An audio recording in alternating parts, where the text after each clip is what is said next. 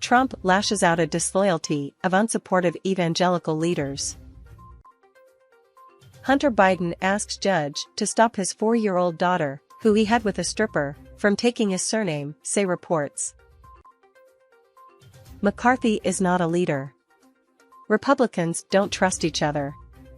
And it all benefits Democrats. Sunak escalates Scotland feud with gender equality law veto. WWE Royal Rumble 2023, how to watch, start times, match card and Peacock. I am the storm, how COVID and Cuomo launched me on a mission I never imagined. This is breaking news. I'm Erin Burnett in Washington. Trump lashes out at disloyalty of unsupportive evangelical leaders. Evangelical leaders once played a critical role in building the coalition that won Donald Trump the presidency. Today, however, finds Trump now lashing out at the same group he once relied on, as many faith leaders have chosen to remain on the sidelines in the early stages of his third bid for the White House. Appearing on Real America's Voice on Monday, Trump told the water cooler host David Brody he believed evangelical leaders were being disloyal to his cause after reports of faith leaders who once supported him who are now reluctant to back him ahead of the 2024 election. This, even after he delivered on promises to seat Supreme Court justices willing to support evangelicals' mission to overturn federal protections for abortion, as well as initiatives like expanding school choice, which would allow public dollars to flow into private and religious academic institutions. That's a sign of disloyalty, Trump said. There's great disloyalty in the world of politics, and that's a sign of disloyalty because nobody, as you know, has ever done more for the right to life than Donald Trump. 3 Supreme Court justices, and they all voted to overturn Roe v. Wade. They won, they finally won. Trump then diverted the blame to those groups for not doing enough to bolster conservative candidates during the 2022 midterm elections, even as some evangelicals have blamed Trump for the Republican Party's underperformance. I was a little disappointed because I thought they could have fought much harder during the election, Trump said.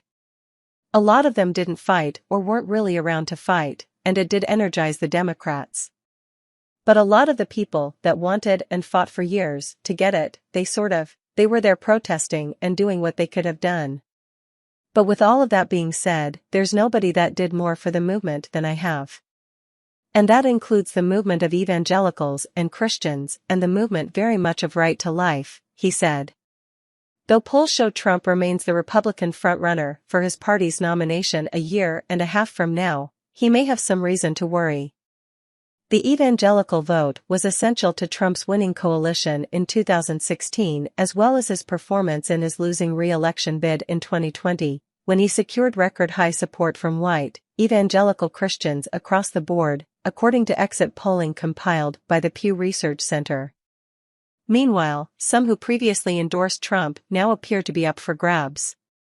Shortly after Trump announced his 2024 run for president, Robert Jeffress, a pastor at the First Baptist Dallas Church who is considered a staunch evangelical ally of Trump, told Newsweek he would decline to make an endorsement prior to the 2024 Republican primaries, saying he would happily support Trump if he becomes the GOP nominee in 2024. In recent weeks, pieces in outlets like Vanity Fair and others have painted a picture of a reluctant evangelical community that has grown wary of Trump's sporadic moods and the baggage he carries with the American public, with some believing his lack of appeal with independent voters and some of his own party could spell out defeat for their movement in 2024.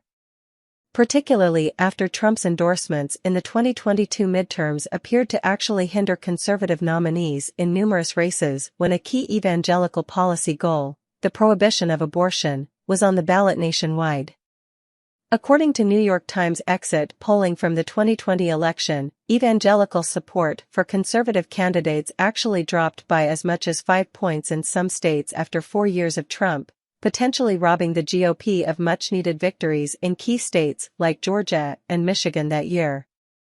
The lesson of this midterm is simple and clear: Mr. Trump's endorsements hindered rather than helped the much-anticipated red wave, and his petty selfishness could likely lead to another series of runoff losses in the days ahead. Everett Piper, the former president of Oklahoma Wesleyan University, wrote in a column for the Washington Times after the election.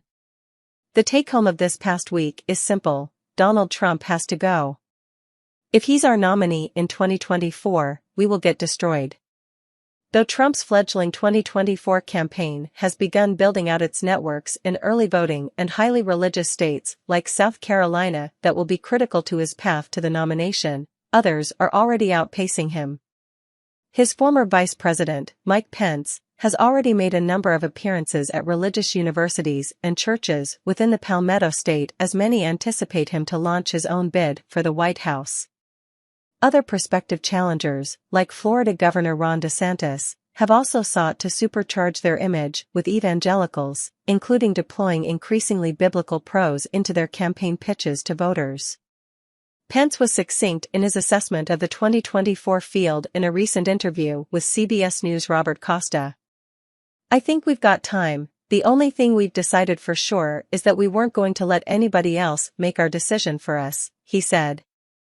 Hunter Biden asked judge to stop his 4-year-old daughter, who he had with a stripper, from taking his surname, say reports. Hunter Biden has requested a judge stop his 4-year-old daughter from taking his surname. Biden said the name would rob the child of a peaceful existence, the New York Post reported. He fathered the child with a stripper in 2018. Hunter Biden asked a judge to stop his 4-year-old daughter, who he had with an Arkansas stripper, from taking his surname, the New York Post reported. President Joe Biden's son made the request to an Arkansas court on January 6, arguing that the name would rob the child of a peaceful existence. The child's mother, London Roberts, had asked Circuit Court Judge Holly Meyer on December 27 to allow daughter Navy Joan Roberts to take Biden's name, arguing that she would benefit as the name is now synonymous with being well-educated, successful, financially acute and politically powerful, the paper reported. The child remains estranged from the Biden family, the filing said, and suggested that giving her the Biden name could rectify this misconduct or neglect, per DailyMail.com. Related video, Michael Schmidt, Hunter Biden legal issues far smaller and narrower than what Republicans allege, MSNBC. Biden, in September, asked to have child support payments reduced because his financial circumstances had undergone a substantial, material change, according to DailyMail.com. In the name change filing, Roberts' attorneys also asked for information about Biden's finances, among other things, and claimed that Biden is attempting to stifle discovery into his financial affairs while simultaneously reducing his child support obligation on the claim that he now earns less income, per DailyMail.com. When the child was born in August 2018, Biden initially denied being the father. Roberts filed a petition for paternity and child support, and a DNA test later proved he was. Biden claimed in his 2021 book Beautiful Things that he had fought the paternity suit because he had no recollection of the sexual encounter that led to the pregnancy, according to the New York Post. The child was conceived while Biden was in a relationship with Hallie Biden, his brother Beau's widow. Biden married South African filmmaker Melissa Cohen in May 2019, and the pair have a son, Beau, born in 2020. Biden also has 3 daughters from his first